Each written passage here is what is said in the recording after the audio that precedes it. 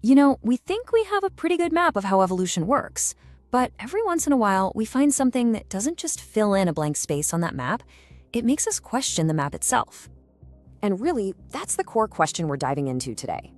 We're going to look at a creature so bizarre, so full of contradictions, that it feels less like something from natural selection and more like, well, like a glitch in the system. So our story starts right here, inside this beautiful piece of amber from Myanmar. Now, this isn't just some fossilized tree sap. Oh no, it's a perfect time capsule from the Cretaceous period, and it's holding a biological secret that absolutely shatters our expectations. Okay, let's meet the star of our show, Aptenoperissus burmanicus. And trust me, calling it an anomaly is a huge understatement. This thing is a biological puzzle, kind of like a Frankenstein's monster built from the spare parts of totally different insects. So the first piece of this puzzle is its head. And at first glance, you'd say, okay, that's a wasp. It's got that aggressive, predatory look. But then you look closer, and you realize something huge is missing. It has no wings. All right, moving on down to its legs, this is where it gets even more bizarre. It's got these powerful, muscular back legs, just like a grasshopper. You know, legs built for one thing, explosive movement. So now we've got a wasp's head on a grasshopper's chassis. Wild. And the last major piece of this strange creation? Its body. It's this tough, armored shell, almost like biological body armor. And it looks a whole lot like a modern-day cockroach. So this was no delicate creature. It was absolutely built to last. So let's just put this all together, because it is a trip. You have a living, breathing Lego set, a wingless, ground-based predator with a head of a wasp. It had the cannon-like jumping power of a grasshopper, perfect for surprise attacks. Its armored body gave it this incredible defense, and its antennae were sensitive, kind of like an ant's. And the cherry on top? A painful stinger that it didn't just use for defense. It was a high-precision weapon for hunting.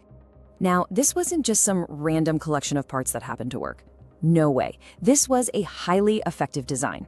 This creature wasn't just hanging out in its ecosystem. It was an active, aggressive hunter. Honestly, it was a perfect little soldier of its time. So how did it actually hunt?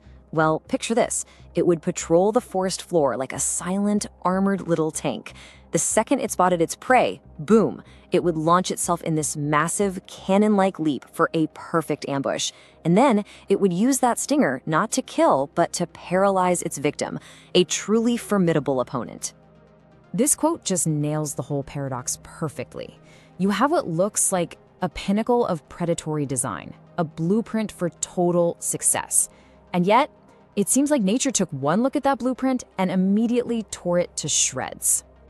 And that right there, that brings us to the deepest, most profound mystery of all.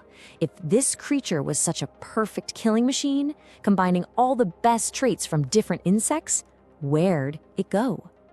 I mean, this is the question that just haunts paleontologists. Why would evolution go to all the trouble of producing this seemingly perfect design, a master of its environment, only for it to completely disappear, leaving absolutely nothing behind?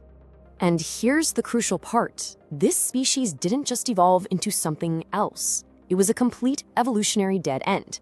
Aptenoperissus is a ghost. It showed up, it dominated, and then, poof, it was just erased from existence. This really shows you just how unique this thing was. It was so alien, it didn't fit into any existing insect group. Scientists had to create an entirely new family, Aptenoperissus, just for this one little guy. It's like a branch on the tree of life with only one single twig on it, a branch that starts and ends right there. You see, the story of this creature, it points to a much bigger idea.